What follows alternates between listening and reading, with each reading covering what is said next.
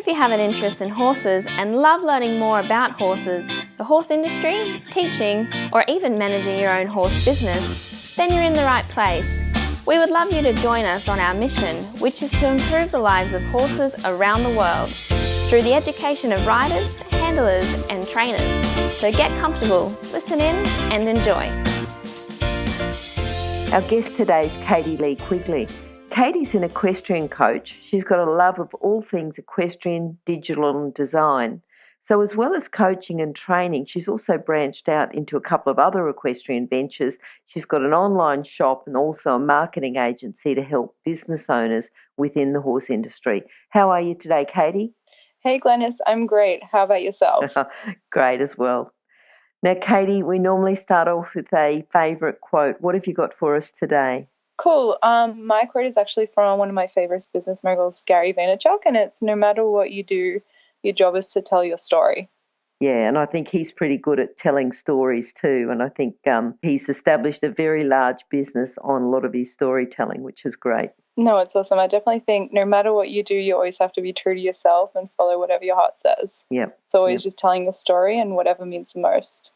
All right. Now, Katie, before we start about, what you're doing now, tell us a bit about how you started with horses and what your first memories were. Okay. I have loved horses ever since I could even know what a horse was, see what a horse was. My parents actually never let me ride a horse or be near a horse until I was about 12 years old. My dad actually came from a horsey background and he was actually eventing and one of the top eventers back in New Zealand way back in the day. I eventually got my first horse, which turned out to be a 30-year-old half-blind patchy pony, and she was actually given to me by a neighbour who actually had a breakup with an ex in a riding school. So I actually got my first horse experience with a horse that practically knew nothing about being cared for or loved. So I kind of spent all my teenage years just with this one little horse up the road who wasn't even mine, and I kind of just hung out with her and she kind of taught me the basics of what it was like to really care and love a horse. Mm-hmm. From there on, I got my first ridden horse, which was really exciting for me. His name was Andy. He was a quarter horse, and we did a lot of kind of pony club and learning the ropes. Mainly, he taught me how to stick my arse in the saddle and just keep on riding no matter what the circumstances are. From there, he kind of got a bit arthritic due to his kind of younger Western days, so I retired him. And I kind of went on to a bigger thoroughbred, which I did a lot of eventing and show jumping and inter-school. He's really special and I still have him to this day, but he is kind of getting on with age too, so it's a bit sad. So I have really had kind of a short horse career, I could say, but it's been a really exciting one and I've loved every bit of it. Okay. Now, when you got your first, because you always loved horses, when was it though that you decided to have a career with horses? Did you think that you were always going to work with horses and work within the horse industry? Or was there a pivotal moment that you thought, no, I am going to work with horses? I think I always knew I wanted to work with horses. I actually remember one day I was at my riding school with my mum and my coach, and I think it was like a day after a camp or something. And my mum was talking with my coach and stuff kind of about horses. Obviously, being a coach, it's your business. And she was kind of recommending to my mum, she was like, no, make sure horses are a side hobby. Make sure she, goes off and gets like a degree and she does something else and keeps horses on the side. That kind of hurt my feelings, especially at a young age, but obviously I didn't let it stop me. And I kind of pushed through that and really just listened to what I really love doing, which is being around horses, horse people, and helping horse people and everything else that follows. Yeah. So you pretty much, you're working now within the horse industry. So you followed your passion, followed your dream. Yeah, I guess I could say. Yeah. So for people who are looking to get into the horse industry, what character traits or core skills would you tell them to do? I think number one, you have to be super passionate about it. I mean, we all know, I guess we've all kind of been a groom in our younger days. I think most of the people I know who started off with their horse companies were a groom. It takes a lot of hard work, patience, and you kind of have to be smart about it and know exactly what you really want to do.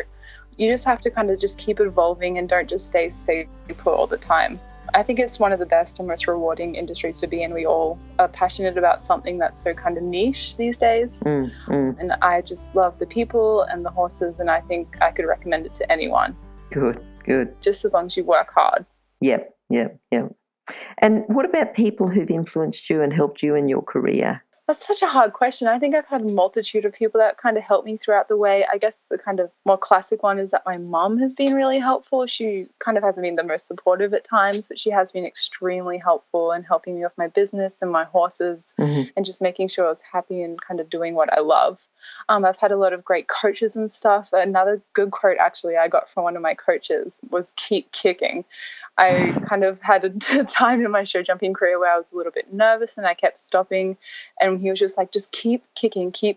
And I've kind of just taken that on. So whenever I do tasks and it kind of feels a bit hard, or if I'm writing, I'm like, okay, I just got to keep kicking. Not necessarily keep kicking, but you kind of get what I mean by the mental side. Yeah, keep moving forward. Just keep moving forward. Yep. And sometimes that keep kicking, it's not so much that the horse needs a kicking, it's just that gets the rider thinking forward. Yeah, I think the rider needs the kicking more than the horse in most cases. Okay. What about horses? You know, you've talked about your first pony, the blind one, and then you talked about Andy, and then you talked about going on. And have they been your main three ones, do you think? Who's been the main? Yeah. So they've been my main kind of three horses. Obviously, I wasn't really raised in much of a horsey family. Unfortunately, I didn't start riding until actually 8 years ago. So I didn't really get many opportunities to kind of have a lot of horses. I've ridden a lot of kind of school horses, and I've schooled friends' horses. And, you know, people have coached horses, but those three have really been the most influential horses, and I actually still have two of them to this day. Okay.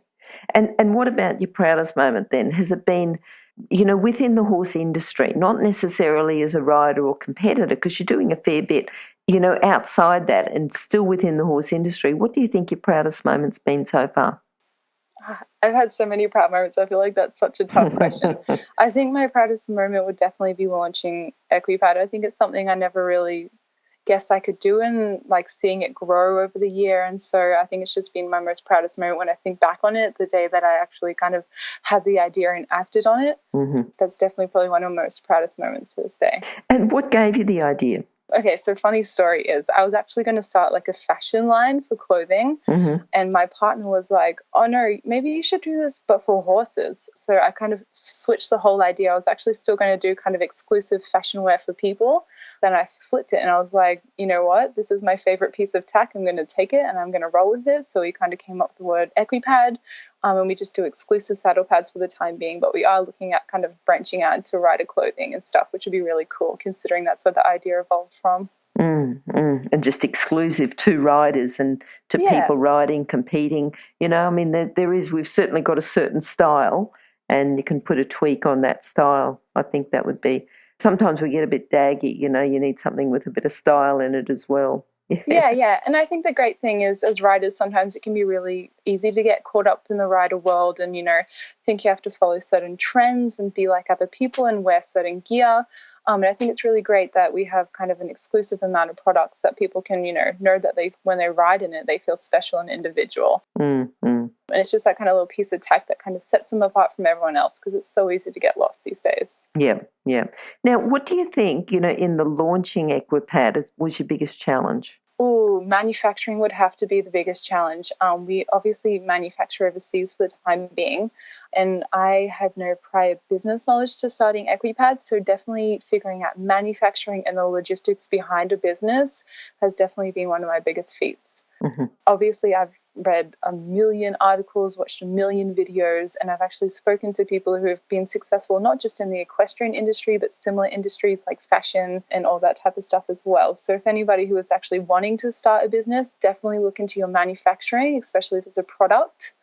And reach out to people who's not just in the industry, but people who might have similar ways with their business. Yeah, and as you said, looking outside your industry to see what works outside the industry and maybe transferring those skills or that tactic or that something across to the horse world and to the horse industry. Yeah, and that's how the horse industry keeps evolving, because we keep having these people who kind of go out and they see all these amazing technologies and then they bring it to us and they kind of relate it to the horse and the rider, which is really cool. So it's definitely a great way to evolve, looking at big companies and talking to people, and a great way of figuring things out as well. Because you've sort of evolved Equipad now to, you know, to have another business where you've got a marketing agency to help business owners within the horse industry. Yeah, so it's actually been really, really exciting. It's something I actually never knew I was actually passionate about, or I guess even good at, until it's something that I started doing, which is kind of crazy. So from Equipad, I've kind of developed a really large following, and I've actually been helping other businesses, mainly within like the pets and horse industry, to evolve their business, gain followers, how to connect, how to use their social media channels to the best extent, building websites and all that type of stuff as well, which has been so rewarding. Oh, hang on a sec. Let me interrupt to let people know about the horse industry qualifications at onlinehorsecollege.com. If you have a look at the flexible options, there's online theory, and the practical components can be completed by video or with a qualified expert in your area. That website again is onlinehorsecollege.com. Okay, thanks. So what do you think then, if you think about, because horse people do this because they like the lifestyle, they like being with horses, there's lots of good reasons to have a horse business that may not necessarily be sound business reasons to have a horse business. What do you think the biggest mistake is that horse business owners make, and how could you fix that mistake?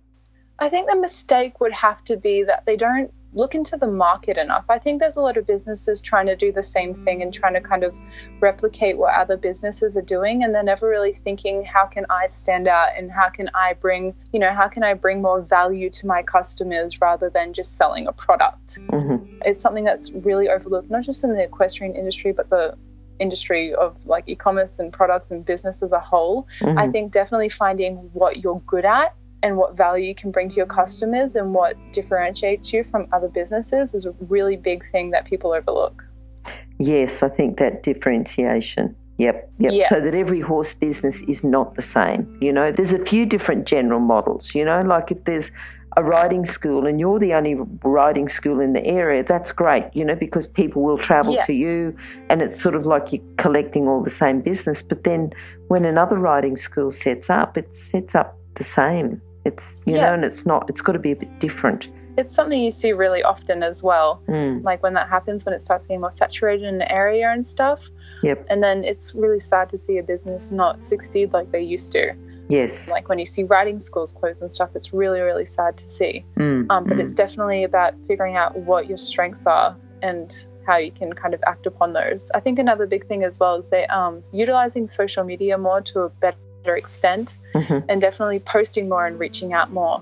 Okay. Which is something that some people overlook. But I noticed in the past couple of years it's actually been getting a lot better in terms of the horse industry and social media, which is really great. Do you think it's just some people getting better at the horse industry and social media, or do you think that everyone is? I think it's kind of like 50-50. I think like in the horse industry there's kind of a really big age difference between how many people are kind of older and have businesses, and then the younger people who are kind of coming through with horse businesses, which you can kind of see the gaps in when you look at like say an older horse business who aren't taking on the tactics of say like 2018. So it's definitely easy to differentiate these, and I think people know because a lot of the market is younger these days with horse people, and it really shows through with their business if they're actually succeeding in what they're trying to do or not. Yep. Katie, what are you looking forward to now? What does your future hold? Think forward this time in 12 months.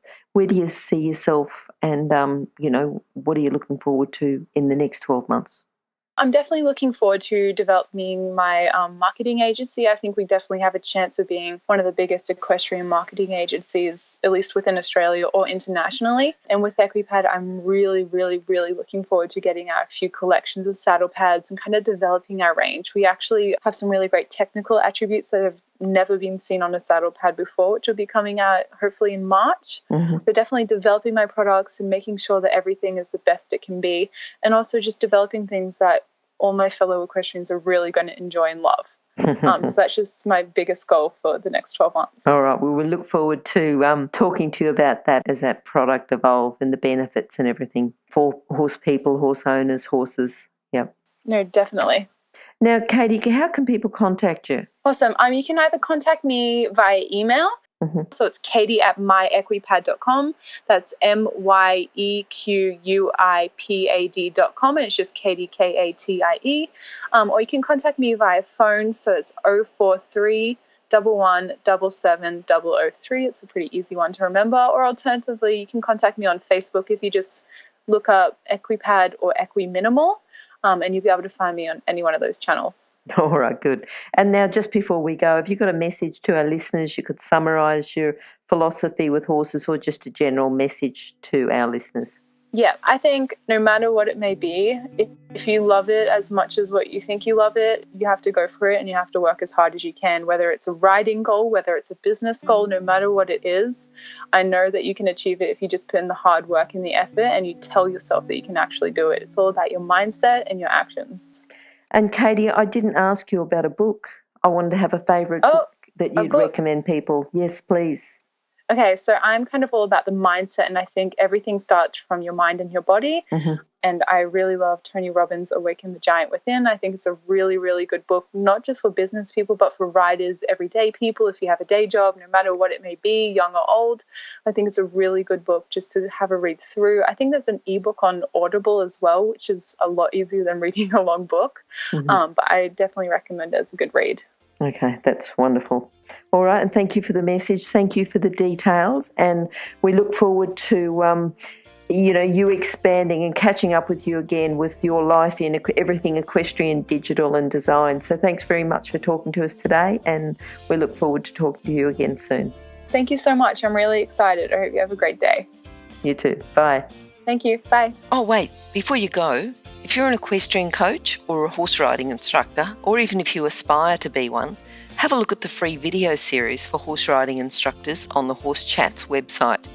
Go there now, have a look, horsechats.com. Remember that our comments and instructions are general in nature and do not take into consideration your individual horses or your individual ability and circumstances. If you enjoyed this podcast, then please leave your comment below.